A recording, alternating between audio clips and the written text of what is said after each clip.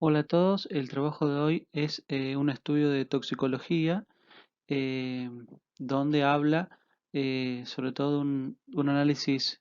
prospectivo en el tratamiento acortado de N-acetilcisteína oral para el tratamiento de intoxicación aguda por paracetamol o acetaminofén. Bueno, ¿qué se sabe acerca de la intoxicación aguda con paracetamol? Bueno, la sobredosis aguda de paracetamol se trata con N-acetilcisteína, donde la duración estándar del tratamiento oral para dicha dosis es de 72 horas, es decir, 3 días, y el efecto de acortar la duración de la terapia se desconoce. Eh, Aunque posee un destacado perfil de seguridad a dosis terapéuticas, con grandes digestiones y ausencia de un tratamiento temprano, puede llevar a un curso rápido de hepatopatía progresiva hasta ocurrir una falla hepática que conduzca a la muerte.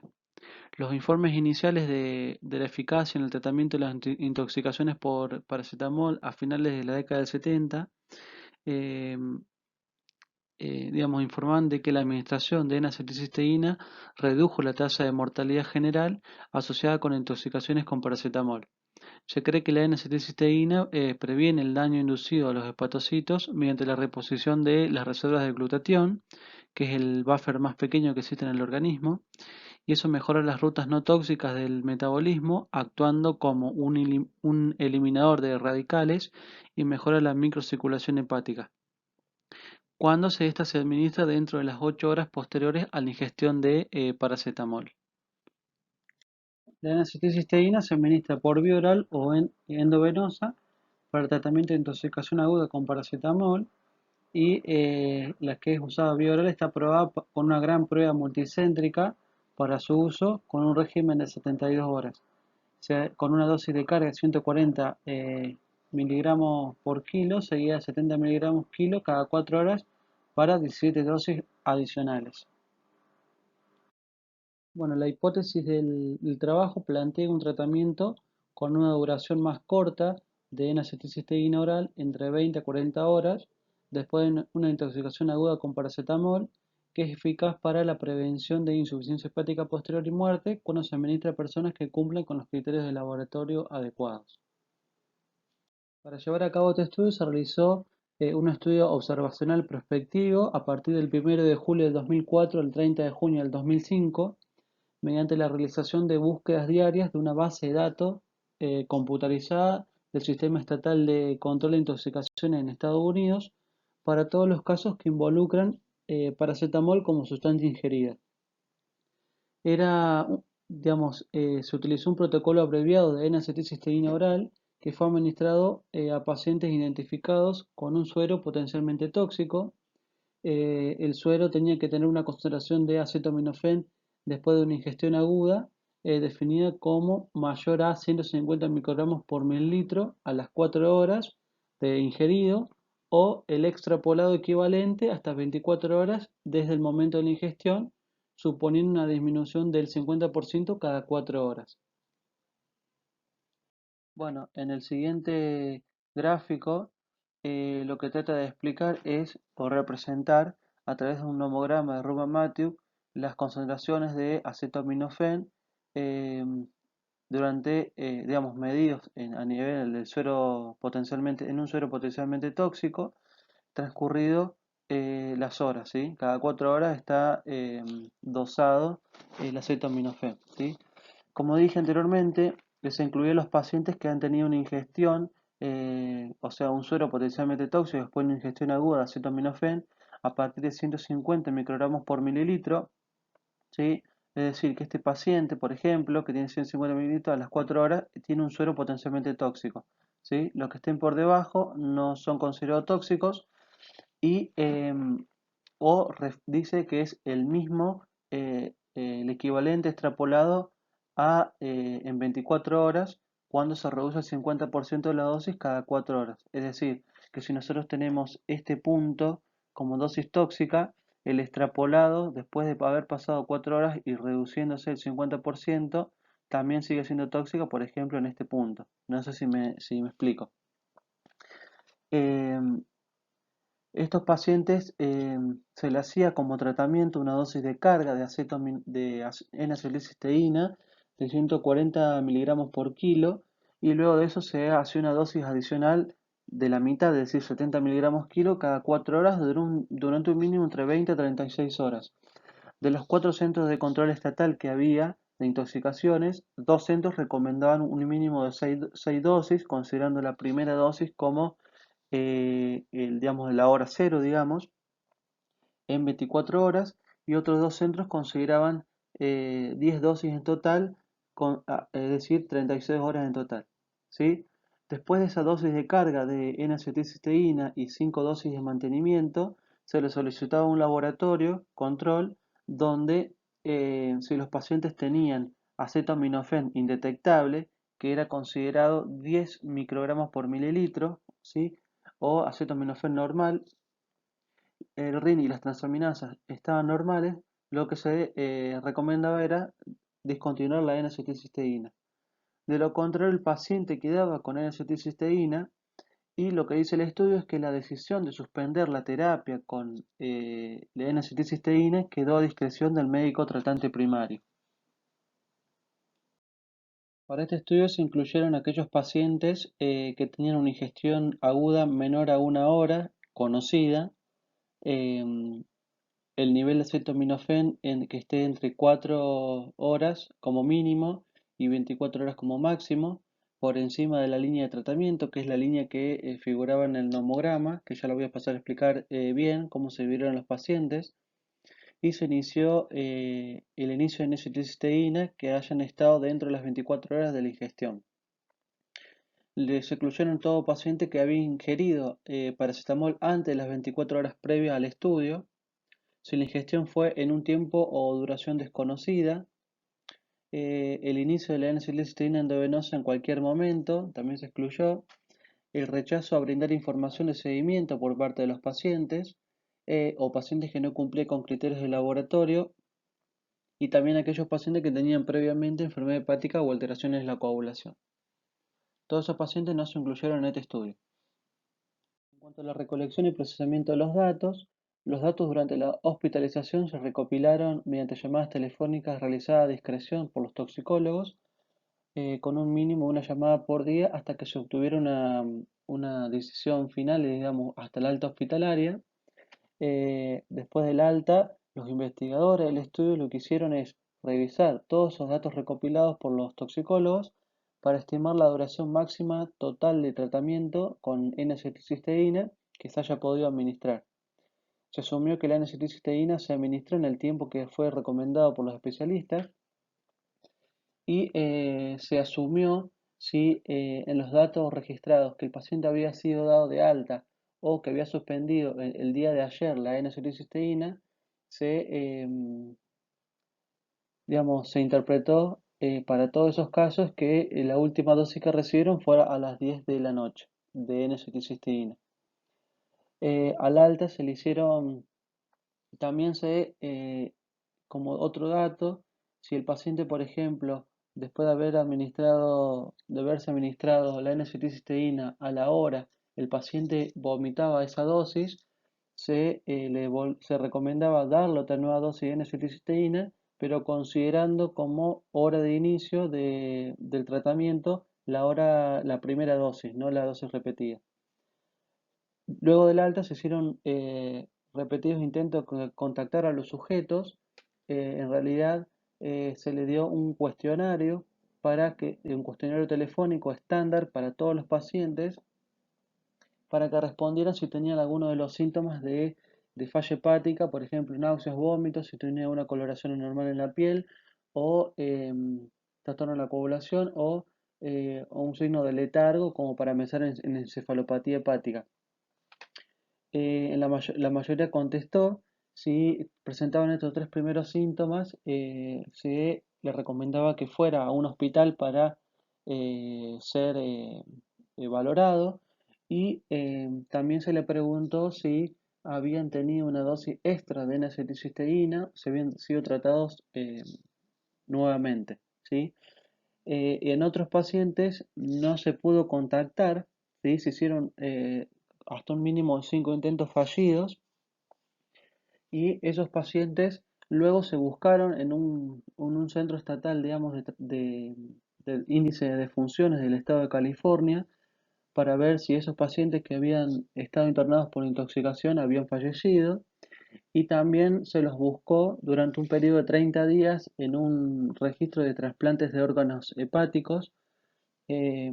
que tampoco nunca estuvieron registrados. Bueno, nuestro tamaño muestral fue de 282 pacientes inicialmente que cumplieron con los criterios de laboratorio y que fueron elegidos para un tratamiento con N-acetilcisteína menor o igual a 48 horas. Pero de esos 282 pacientes se excluyeron 77, de los cuales 6 recibieron dosis adicional de N-acetilcisteína hasta completar las 72 horas, mientras que 71 pacientes recibieron más de 48 horas de tratamiento por otro médico.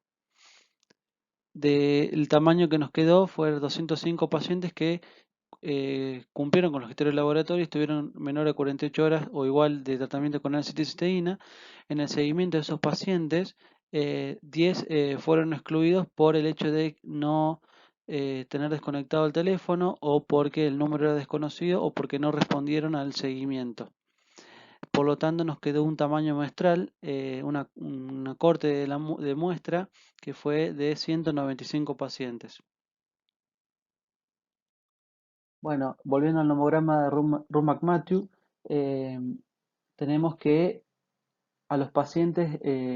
nuestro tamaño menstrual inicial, que eran de 205 pacientes que iban a ser seguidos telefónicamente después del alta, se los dividió en dos grupos de riesgo, en grupos de riesgos probables y posibles. El grupo de riesgo probable se los denominó así a aquellos que tenían una concentración de acetaminofén mayor a 200 microgramos por mililitro en suero, ¿sí? Que representaban 125 pacientes, es decir, el 61%. Mientras que el grupo de riesgo posible eran aproximadamente 80 pacientes, es decir, el 39%, y eran aquellos que tenían una concentración de acetaminofén entre 150 y 200 microgramos por mililitro. Para catalogar cuál es probable y posible, cuando se hacían varias tomas de muestras, la,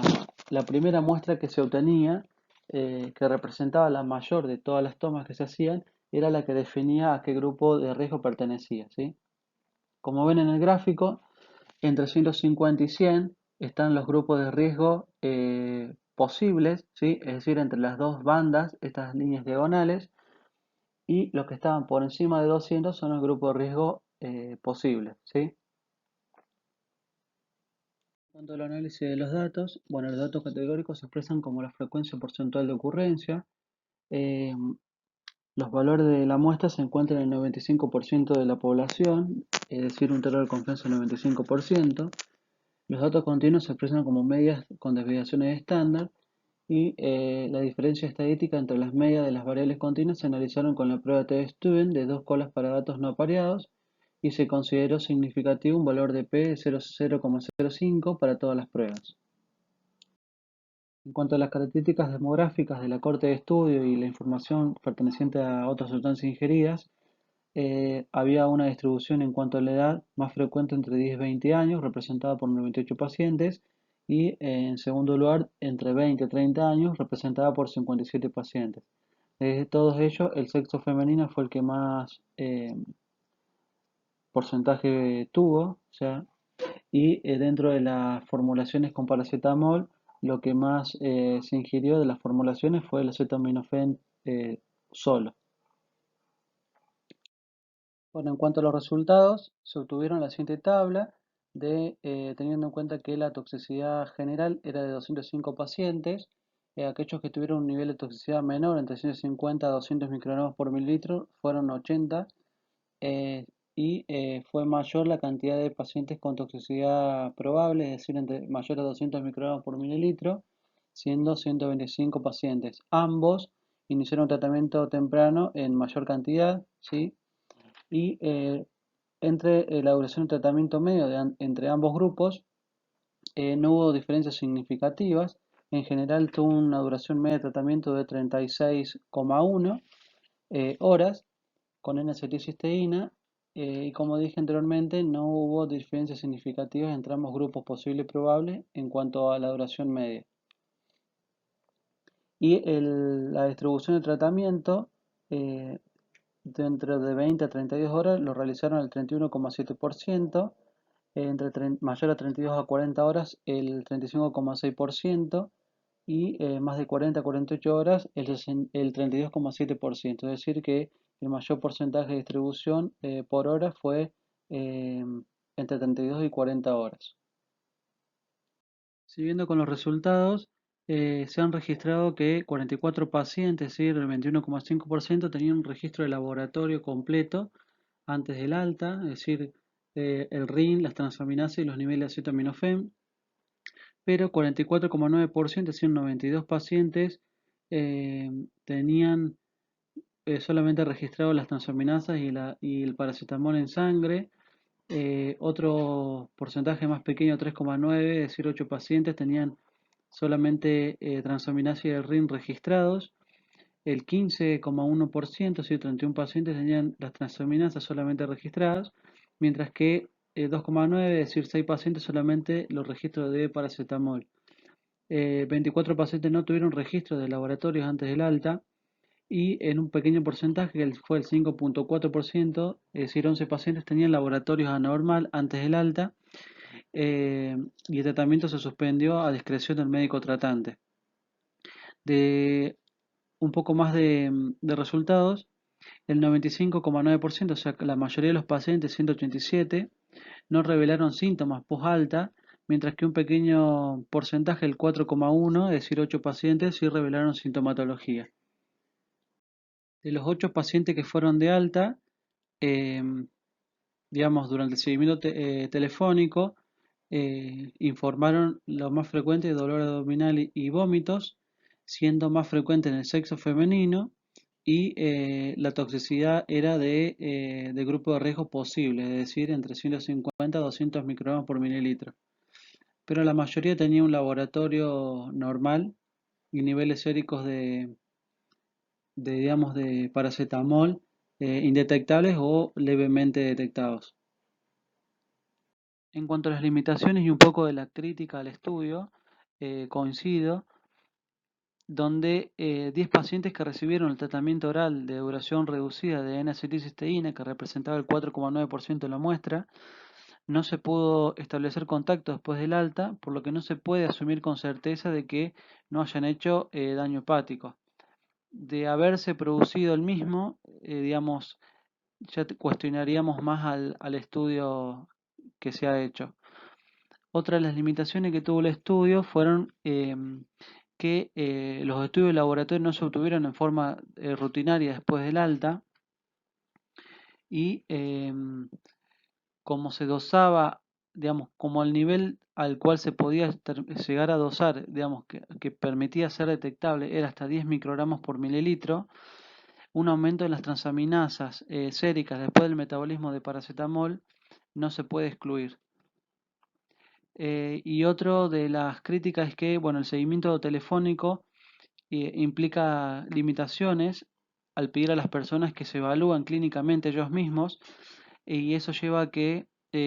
al no poder ser evaluados por un profesional en salud que esté capacitado en descubrir o detectar manifestaciones sutiles de patotoxicidad, eso no fue realizado. Otra de las críticas puede ser que aquellos pacientes que fueron excluidos, es decir, el 4,9%, es decir, 10 pacientes, que no pudieron proporcionar a los autores del estudio un número de seguimiento, potencialmente excluya a personas de una clase socioeconómica más baja, que puedan tener tasas más altas de desnutrición, de abuso crónico de sustancias y otras enfermedades médicas de tipo crónicas. Otra de las limitaciones o críticas del estudio es que muchas veces el momento exacto del inicio del tratamiento con N-acetilcisteína, la interrupción y el número de dosis no se registró claramente, y que puede haber influido en los resultados. Bueno, como apreciación personal, la administración a pacientes seleccionados puede ofrecer beneficios al reducir los costos de medicación y cortar la duración de estancia hospitalaria. Eso permite que los recursos sanitarios limitados se puedan centrar en los pacientes más graves. Y si bien los pacientes fueron tratados con un protocolo acortado de N-acetilcisteína en menos de 72 horas, el valor de la P no fue significativo en los ambos grupos de riesgo.